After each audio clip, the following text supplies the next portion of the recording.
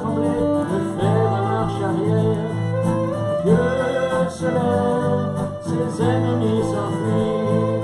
Dieu se lève sur le pays. Oh, Dieu se lève, son règne est établi. Dieu se lève sur ma vie. Oh, Dieu se lève, Dieu se lève, ses ennemis s'enfuient. Dieu se lève sur le pays. Oh, Dieu se lève, son règne est établi. Dieu se lève sur ma vie. Dieu se lève sur ma vie. Dieu se lève sur ma vie.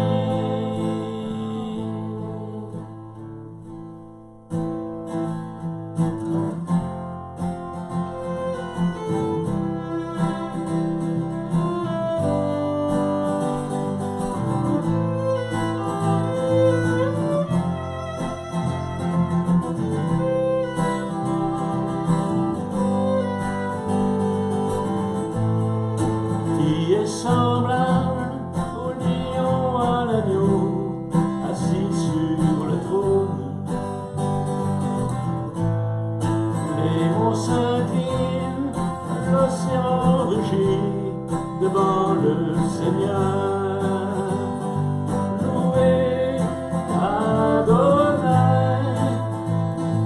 du lever du soleil et jusqu'à la fin du jour. Louez Adonai, de la nation du monde, tous les anges et tous les saints te louent.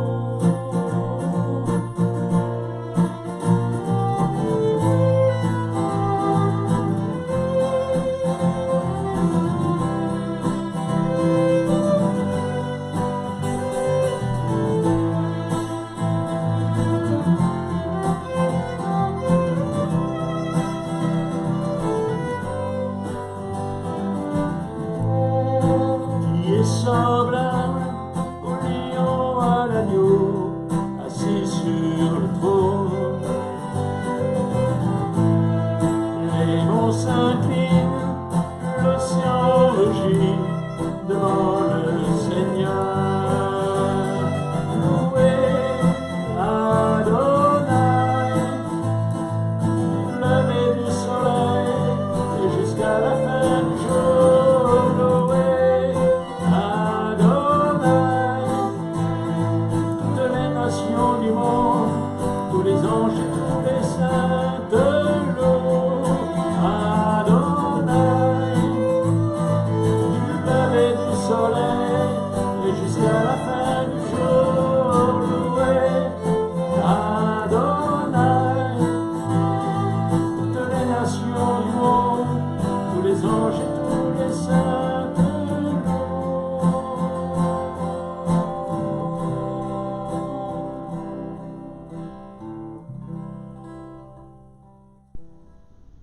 Voilà, bonjour à toutes et à tous, chers frères et sœurs, chers amis.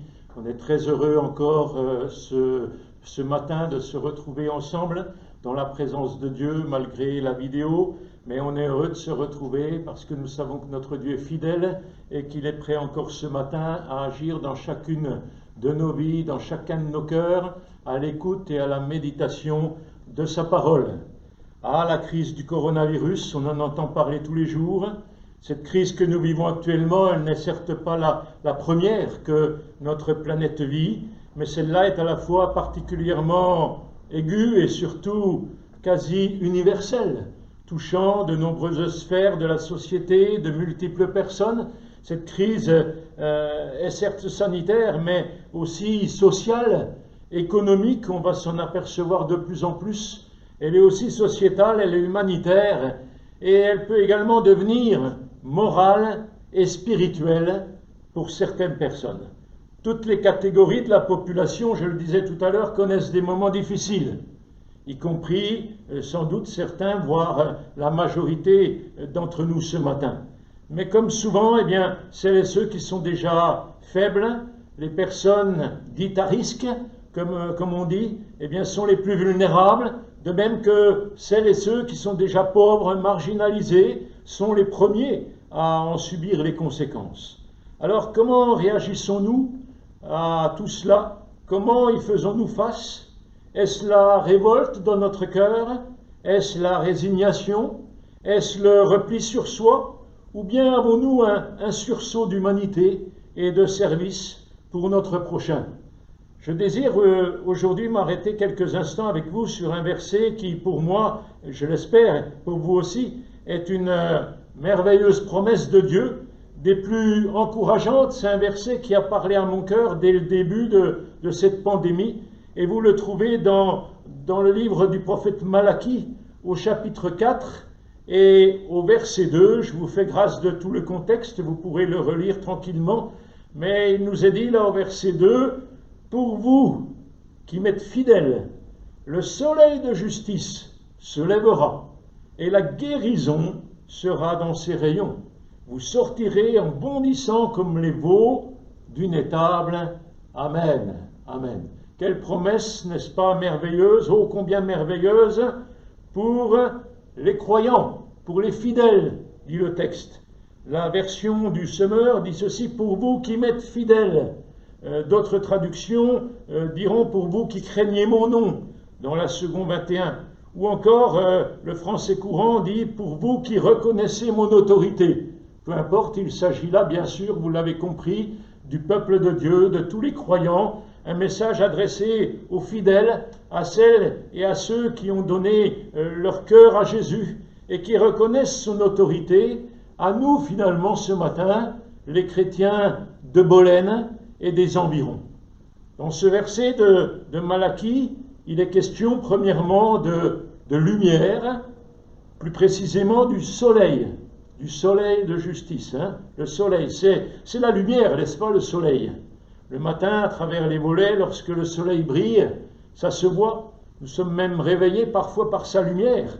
Et dans deux versets d'un autre prophète, il s'agit du prophète Ésaïe, au chapitre 42, au verset 6, ou bien encore au chapitre 49, au verset 6 également, eh bien le Seigneur est appelé lui-même à être la lumière des nations. Et il le rappellera, Jésus lui-même, en Jean 8, 12, où il dit « Moi je suis la lumière du monde. Celui qui me suit ne marchera pas dans les ténèbres, mais il aura la lumière de la vie. » Jésus applique donc à lui-même ce qui était dit du Père dans de nombreux passages de l'Ancien Testament. Regardez par exemple dans le psaume 27, au verset 1er, où il est dit « L'Éternel est ma lumière et mon salut. De qui aurais-je crainte ?» Et même Zacharie, le père de Jean-Baptiste, il l'avait bien compris, car dans son cantique, dans l'évangile de Luc au chapitre 1er, lorsqu'il prophétise sur la venue de son futur enfant, le précurseur de Jésus, il dira au verset 79 qu'il vient pour éclairer tous ceux qui sont assis dans les ténèbres et dans l'ombre de la mort. Il vient pour éclairer, il est la lumière. Et la venue de la lumière dans le monde, eh bien, elle est là pour éclairer les ténèbres de ceux qui marchent sans Dieu, de ceux qui marchent errants, paumés, déboussolés, sans but, et nous en rencontrons tous les jours. Dans la Bible, Dieu et sa gloire sont comparés au soleil. Si on regarde dans Ésaïe 60, au verset 1er, et Jésus-Christ est le soleil levant. Le soleil levant encore dans le cantique de Zacharie au verset 78. Le soleil, oui, c'est la lumière. Et la lumière, c'est la vie, c'est la clarté, c'est la chaleur. Le soleil, lorsqu'il brille de ses rayons, il nous réchauffe, voire même en été, quand la chaleur du soleil est torride, elle nous fait brûler, elle nous brûle la peau. Et lorsque nous avons la lumière, lorsque nous avons la chaleur, eh bien nous sommes en sécurité. Maintenant, pour ce qui nous concerne ce matin, eh bien Jésus a dit à ses disciples, et d'ailleurs à tous ceux qui le suivent, donc à chacun de nous finalement, vous êtes la lumière du monde. Non seulement lui, il est la lumière, mais il nous a transféré cette lumière au point qu'il peut dire dans Matthieu 5, verset 14, « Vous êtes la lumière du monde. » Et c'est donc aux croyants, aux fidèles, se réclamant de Jésus qu'il incombe d'être cette lumière pour éclairer le monde, à savoir nos contemporains, nos voisins, nos camarades, nos amis, les membres de notre famille, mais aussi les plus éloignés, afin de leur dire que le soleil s'est levé sur notre monde. Alléluia. Jésus-Christ, le soleil de justice, il s'est levé. Et on veut le dire à qui veut bien l'entendre, hein, qui veut bien accepter la lumière qu'offrira le Seigneur. Mes frères et sœurs, ne baissons jamais les bras, surtout en ces temps difficiles, en ces temps de crise. Ne baissons pas les bras, mais annonçons plus que jamais, avec, bien sûr, avec notre masque pour respecter les gestes barrières, mais annonçons la lumière, remettons des repères pour les paumer, une direction à suivre dans le Seigneur, sachant qu'elle va amener ces gens qui vont vouloir la suivre, eh bien, à bon port, vers l'éternité avec Dieu. Et puis dans ce verset de Malachie, au chapitre 4, au verset 2, il est question de justice. Le soleil de justice, c'est le deuxième point. Dans Ésaïe 42, je le citais tout à l'heure, il est dit « Moi, l'Éternel, je t'ai appelé pour la justice. Je t'ai appelé pour la justice. » Un peu plus loin, au chapitre 46, au verset 13, il dira « Je fais approcher ma justice. Elle n'est pas loin. Mon salut, il ne tardera pas. » Vous savez, la notion de justice apparaît dans de nombreux passages des Écritures. Dieu est finalement le seul véritable juste, pleinement juste. La justice des hommes, on sait très bien, elle est partiale, elle est faillible, elle est imparfaite, alors que celle de Dieu, elle est pleinement juste, elle est totalement parfaite. Et heureusement, ça nous rassure. Nous avons un Dieu juste, un Dieu équitable, un Dieu qui est droit, un Dieu qui est parfait. C'est aussi la raison pour laquelle nous sommes appelés à partir proclamer la justice de Dieu envers les hommes qui nous entourent. Leur dire que finalement Dieu est juste et qu'il les comprend. Il les comprend parfaitement. Et c'est d'ailleurs en vertu de sa justice, mais aussi de son amour, qui est l'autre facette de Dieu, eh bien que Jésus s'est offert pour nous sur la croix, pour justement expier nos fautes, donc nous faire justice, pour qu'ensuite nous puissions être déclarés justes et être justifiés. En donnant sa vie sur la croix pour nous, Jésus-Christ nous a justifiés. Et c'est à la suite de cette justification acquise en Dieu par Jésus-Christ, eh bien que nous pourrons à notre tour, que nous devons même aller vers les autres pour la leur rapporter. Pour vous qui m'êtes fidèles, pour vous se lèvera le soleil de justice, dit Malachie, qui portera dans ses rayons la guérison. À Dieu soit la gloire. Mon souhait, frères et sœurs, ce matin, c'est que cette crise puisse permettre autour de nous, et surtout en nous, un sursaut de justice, un sursaut d'amour, de fraternité, de miséricorde, mais aussi de spiritualité, de recherche de Dieu. Ma prière est que cette crise fasse apparaître ce soleil de justice promis par le prophète Malachie, 4 siècles avant que Jésus ne vienne sur la terre. Et ceci pour tous nos contemporains qui la recherchent, qui la désirent, qui la souhaitent. Pour vous qui m'êtes fidèles, dit le prophète, pour vous se lèvera le soleil de justice. Gloire à Dieu. Il se lèvera pour nous. Alors, la justice, les chrétiens, les fidèles, la portent-ils à ce monde perdu? La justice économique, la justice sociale, la justice morale, la justice équitable, la justice compassionnelle. Le mot justice en hébreu, c'est tzedaka, et ça englobe toutes ces acceptions-là. Et ceci en parallèle avec le royaume de Dieu. Vous vous souvenez très certainement ce message merveilleux de Jésus dans l'évangile de Matthieu au chapitre 6 et au verset 33 où il dira « Cherchez premièrement, cherchez d'abord, dit une autre version, le royaume de Dieu et sa justice. » Amen.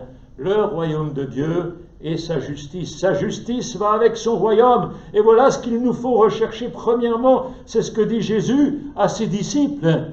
et à chacun de nous ce matin. Lors de l'annonce prophétique de la mission de Jésus, le prophète Ésaïe, 700 ans avant la venue du Seigneur, eh bien, il disait ceci au chapitre 42, au verset 6, « Moi, l'Éternel, je t'ai appelé pour la justice, et je te prends par la main, je te protège, et je t'établis. » Pourquoi faire? Pour faire alliance avec le peuple, pour être la lumière des nations, pour ouvrir les yeux des aveugles, pour faire sortir de prison le captif et de leur cachot les habitants des ténèbres. Ça veut dire finalement que la justice, eh bien, elle a des conséquences pratiques dans tous les domaines de la vie. La justice, elle implique l'équité, elle implique le partage, elle implique le respect, elle implique la compassion, la paix, l'amour du prochain, le relèvement. Et une dernière chose qui n'est pas négligeable en ce moment, c'est la guérison. C'est le troisième point que je voudrais aborder avec vous ce matin. Dans ce verset de Malachie, chapitre 4, verset 2, il est question de la guérison. Le soleil de justice porte dans ses rayons la guérison.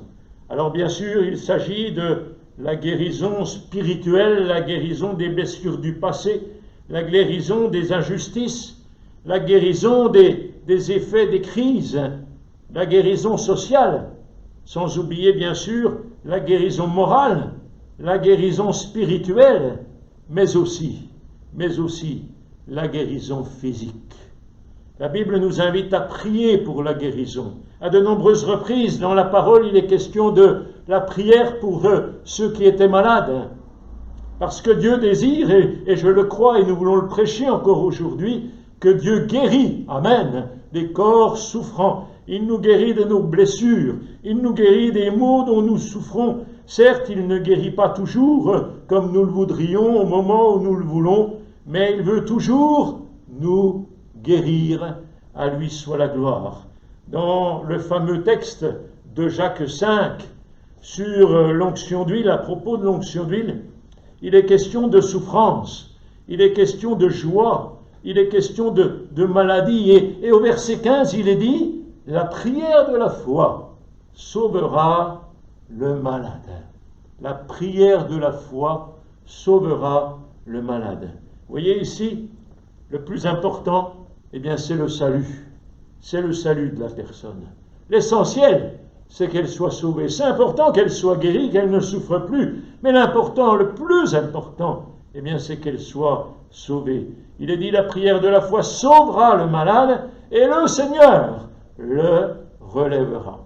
Vous savez, ce mot relever, en grec, c'est le mot égéro, et il signifie éveiller, réveiller, mettre sur pied, ériger, et même, ressusciter, ramener à la vie, redonner la vie.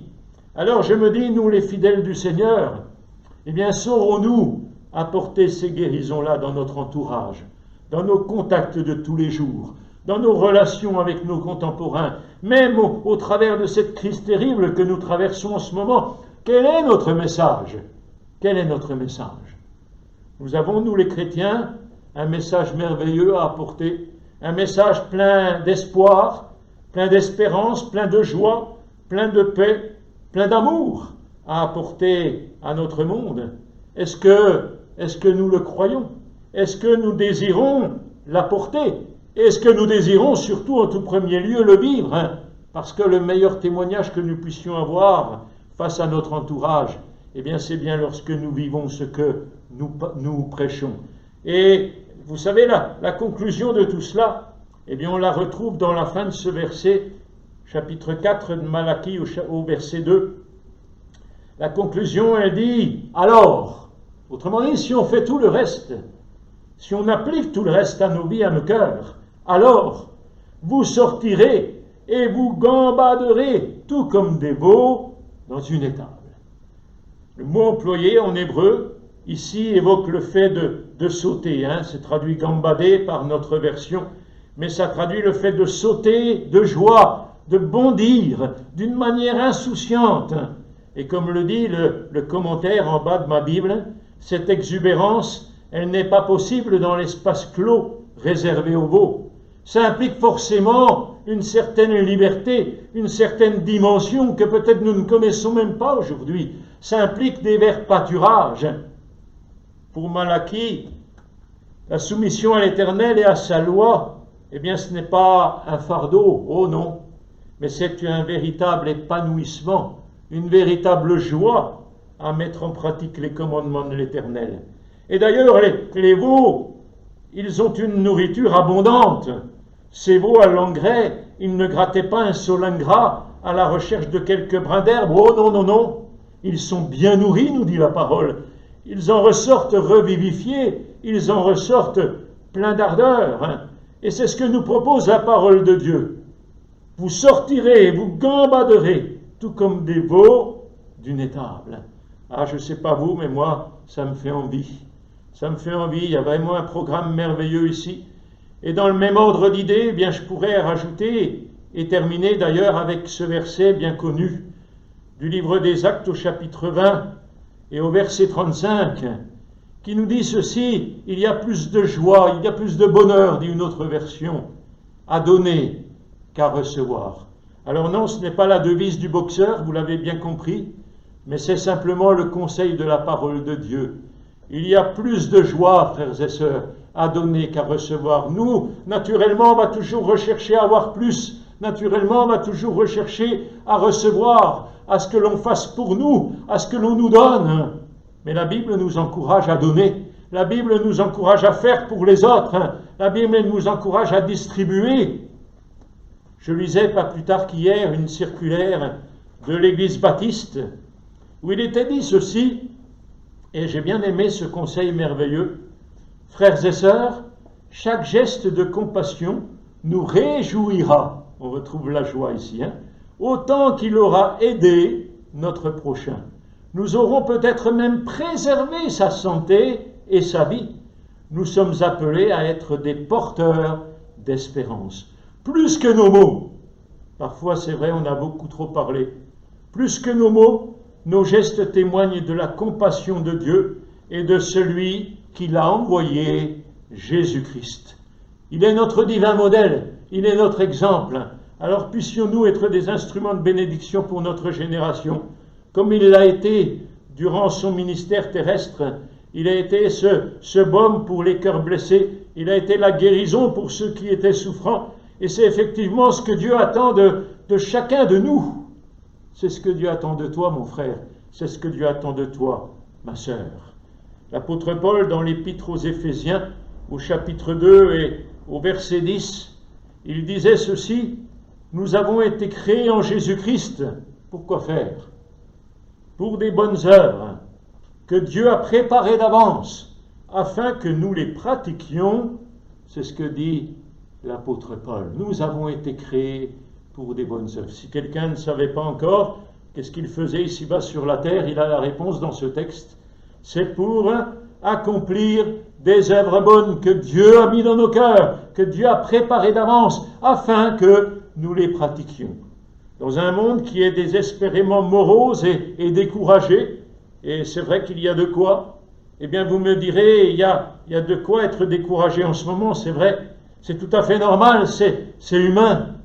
Et dans ce monde-là, eh bien on peut être heureux quand on annonce la lumière, quand on annonce la justice, le soleil de justice, quand on annonce la guérison qui se trouve dans ses rayons. Alors saisissons cette merveilleuse occasion de la proclamer autour de nous, parce que Jésus-Christ, la Bible nous dit qu'il est le même, hier, aujourd'hui et éternellement. À lui soit toute la gloire. Ce qu'il a fait hier, il est capable de le faire aujourd'hui, et nous savons qu'il le fera demain. Alors appuyons-nous sur sa parole, comptons sur sa grâce et sur la puissance du Saint-Esprit pour nous remplir de cette puissance, et puis soyons ces instruments de bénédiction dans notre génération. À lui soit toute la gloire. Amen. Amen. Seigneur, je te bénis et je te rends grâce parce que tu es un Dieu merveilleux. Tu as pourvu, Seigneur, pleinement à notre besoin d'amour, notre besoin de salut, notre besoin de joie, notre besoin d'espérance. Et tu nous combles jour après jour de tes bontés, de tes richesses. Merci parce que tu es venu pour nous, tu t'es levé, Seigneur, toi le soleil de justice. Tu t'es levé pour nous apporter la lumière, tu t'es levé pour nous apporter ta justice, tu t'es levé pour nous apporter ta guérison.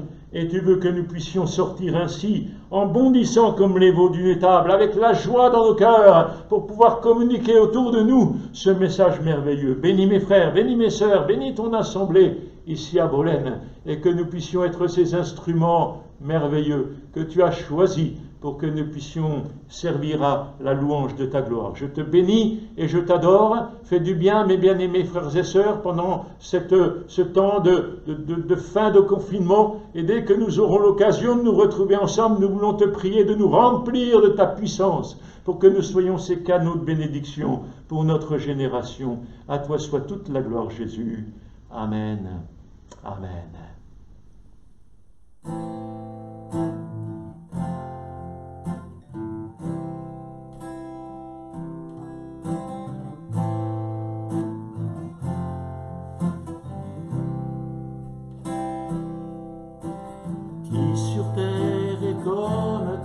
Seigneur,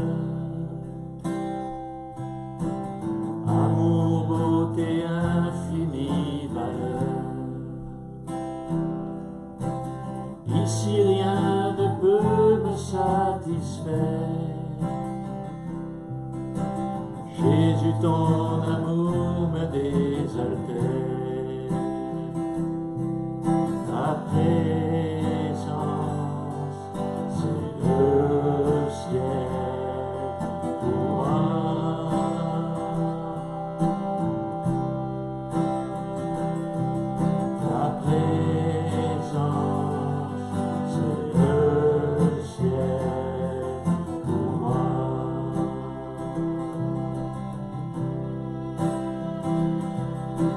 Trésor de mon âme et de mon cœur,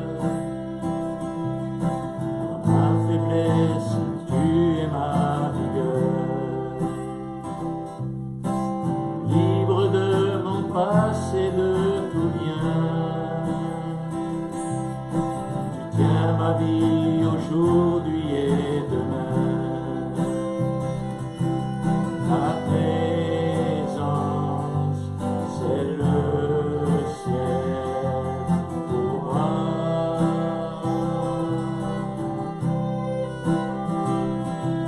Ta présence, c'est le ciel pour moi.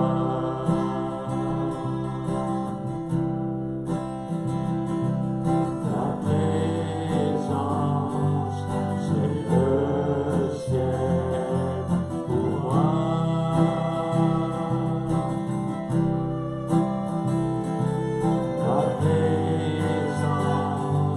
c'est le ciel pour moi. Ta présence, c'est le ciel pour moi. Oh Jésus,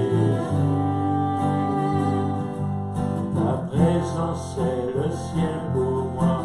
Oh Jésus,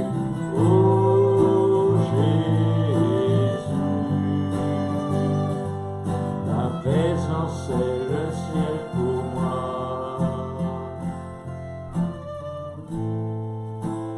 Je marcherai chaque jour dans ta grâce, car un jour je te verrai face à face. Ici rien ne peut me satisfaire.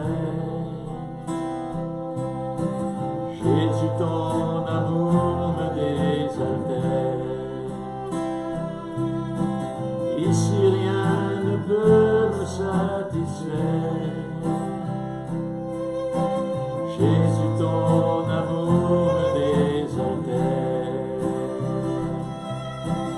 Jésus, ton amour me désaltère. Ta présence, c'est le ciel.